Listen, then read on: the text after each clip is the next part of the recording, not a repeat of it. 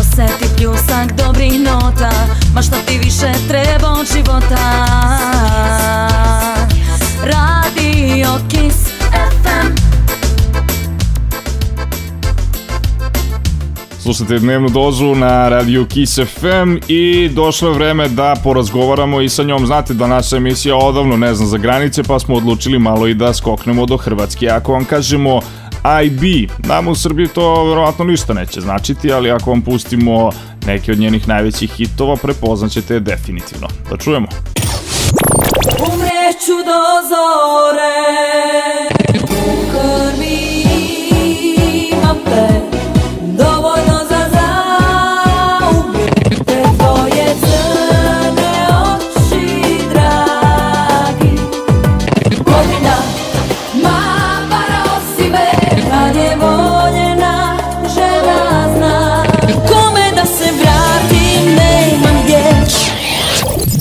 Sad vam je sve jasno, u pitanju je naša drugarica koja se zove kako? Bog svima, ja sam Ivana Banfić i vi slušate moje pjesme na radiju Kiss FM.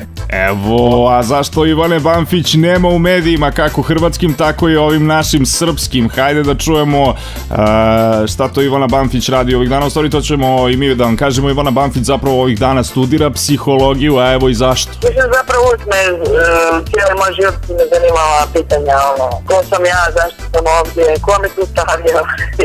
Ja sam bila mala djevojčica i zašto to sve, tako da i zanimali su me ljudi, zanimali su ljudske nekakve sudbine, zašto je neko dobar, zašto je neko zao, da li su ljudi dobri, zli i tako ta neka pitanja i pogotovo u današnje vrijeme kad većina ljudi je dosta otuđena i daleko od sebe sami.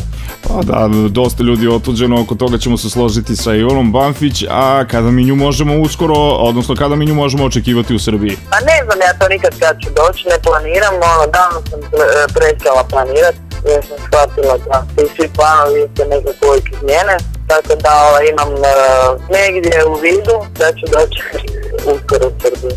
Nama je prva asocijacija na pomenu imena Ivane Banfić neko ko je uvek raspoložen za dobar noćni provod, a ko ima bolji noćni provod, Beograd ili Zagreb?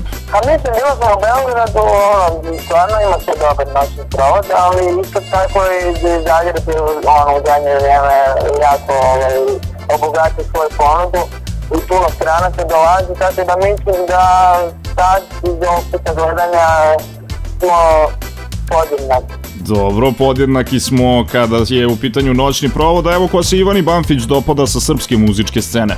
Evo, pa ja da mi uvijek sviramo sa tim tvojim tekstu glasom, još uvijek je zadržao isti glas, tako da, eto, on mi se sviđa, znači jedna starija garnitura. Zdravko Čolić. Ništa bez Zdravka Čolića, evo moramo odmah da pitamo Ivanu Banfić nekoliko blic pitanja, dan ili noć? Pa nekako sad sam odlučila malo promijeniti iskustvo, čisto da vidim kako je to živjeti po danu. More ili planina? Znam prirodu i priroda mi je baš ispunjenje, pune me energijom, radošću. Tu se slažemo, Severina ili Jelena Rozga? Nisam baš upućena, stvarno. Dobro, nisi upućena u hrvatsku muzičku scenu, a kada je srpska u pitanju, Ceca ili Jelena Karleuša? I jedna i druga, i ne stavljam nikakve okvire. I na kraju nam ne preostaje ništa drugo nego da se zahvalimo Ivani Banfić što je odvojila vreme za dnevnu dozu na radiju Kiss FM. Uskoro slušamo nju, njenoj pesmi U krvi imam te, a u goste nam dolazi i Saša Kovačević. Budite sa nama. Radio Kiss